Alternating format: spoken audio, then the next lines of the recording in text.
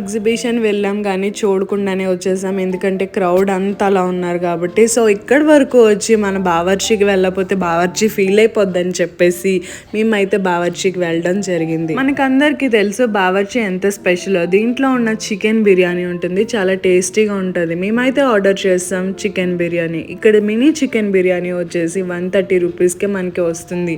ఒక leg piece లేదా ఒక బ్రెస్ట్ పీస్ మనకి ఇచ్చేసి ఇంకా రైస్తో ప్రొవైడ్ చేస్తారు.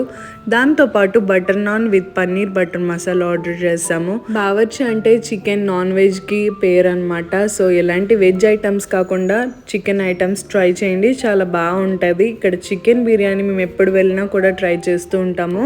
ఇది వచ్చేసి మినీ చికెన్ బిర్యానీ అనమాట. ఒక మనిషికి ఎక్కువ అనమాట ఇది తినడానికి కూడా. ఇక్కడ వరకు వచ్చి మన సంధ్య 70mm 35mmకి వెళ్ళకపోతే బాగోదని చెప్పేసి మేమైతే 2 టికెట్స్ ఆర్డర్ చేస్తాము, హనుమాన్కి ఇంకా సాయిబాబా.